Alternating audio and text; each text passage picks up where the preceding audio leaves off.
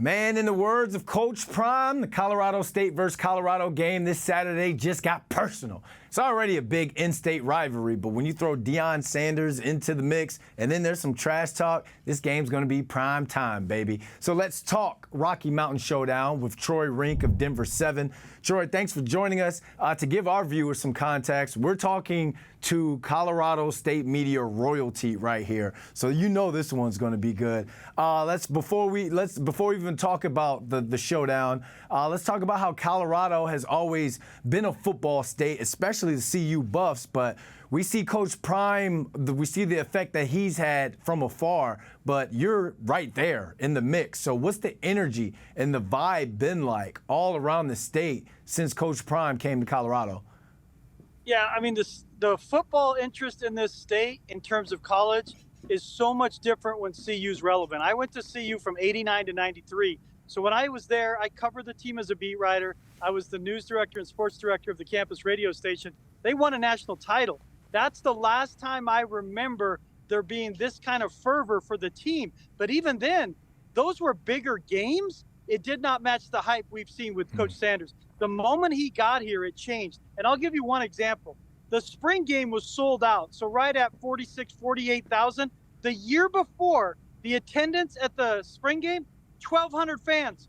And a lot of those are family and friends, let's be honest. So that just gives you an idea. So everyone was starting to feel the train, the hype. We all thought, oh, they're going to be better. They'll probably win 4 games, 5 games, and then the next year they'll be really good.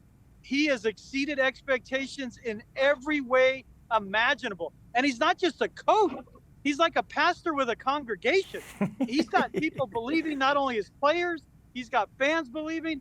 I can't tell you the last time I remember the Broncos being knocked off the front page consistently during the season was when I covered Rocktober, when the Colorado Rockies made the World Series, when they won 21 of 22 games. So you're talking about, something you just don't see here. Football hasn't been relevant with CU basically other than 1 year in the last 20 years. So what he's done is just remarkable.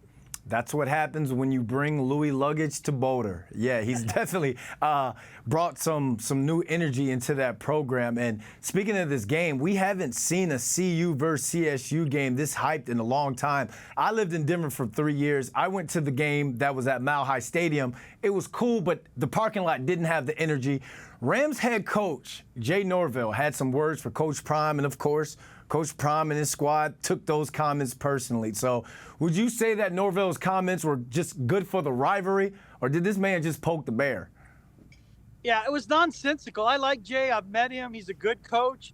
And he was playing along with it like, hey, we respect him. And what happened, what it looks like from afar, he just got tired of hearing about Coach Prime. He's doing an hour-long coach's show, so he's just tired of hearing about CU. And at that point in the show, he's just like, he makes a comment that's disrespectful, saying that, when you walk into a room, you take off your hat, you take off your sunglasses. When you talk to grown-ups, that's how my mother raised me. And I literally heard it and said, this game wasn't personal for the Broncos. The Buffs. They were looking past it. And now you play right into Deion's strategy, which is everything is personal. He's telling him that your mom didn't raise you right. I guarantee you that is going to be part of the pregame speech. He said that my mom didn't raise me right, then your mothers didn't raise you right either for coming here. It just added nitromethane fuel to a fire that didn't exist. So, again, Jay Norvell, if that's how he's going to have to fire up his team that are 23-point underdog, I guess. But I just thought it was disrespectful. I mean, and I like Jay Norvell, but if you're going to take a shot at CU, take a shot at the transfer portal, take a shot out of what have they really done. But to make it personal with Coach Prime just seemed asinine, and I thought they'd win by 25. Now everyone's like, CU by 100. Nope, you just answered that next question. I was asking you if it was going to be close. Nope, everyone out there now just looked at that. You said Colorado minus 23. The bookies might as well put that up to 150, because I feel like once the floodgates are open, I don't think Coach Prime is going to stop. I think he's going to try and put some sort of message and have his team put their will on Colorado State. So now that the hype and the expectations are all around Colorado football, this team has a bullseye on them. They went from 1-11 last year to now what they are now. What do you think Colorado fans would consider a successful season in Coach Prime's first year? Yeah, well, you've had to reframe expectations. Yeah. Going into the year, again, you're thinking 4 or 5 wins. Now, clearly, you're going to be a bowl team, which didn't seem possible. People have to understand, it wasn't that they were 1-11 last year. That's the worst college football team I've ever seen in my life. They had so many guys that didn't even deserve to be D1 players, let alone in the Pac-12. It was embarrassing as an alum to watch them. I mean, every game it's 40-0 at halftime.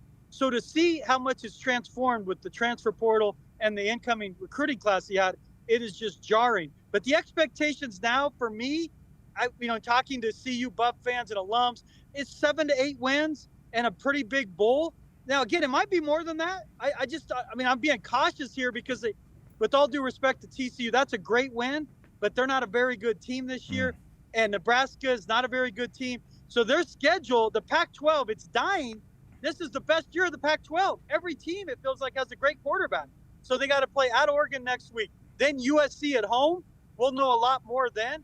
Even if they go to Oregon and lose a close game, that USC Colorado game is going to be one of the biggest since when Miami came to CU in Boulder in '94, when the Dwayne "The Rock" Johnson was still playing for Miami. That's what that game would remind me of. A team you don't see very often.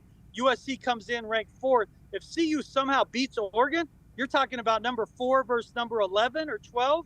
Then all bets are off. I mean, you're talking about, can they get to a New Year's Day bowl type thing? But realistically for me, with their schedule, I'm thinking 7 to 8 wins. Obviously a bowl, and if Jay Sanders stays in school, then the next year you're thinking maybe they have a chance to get in the college football playoff. Well, I believe, and a lot of people around Colorado, they believe as well. Troy, thanks for joining us, my man. This was awesome.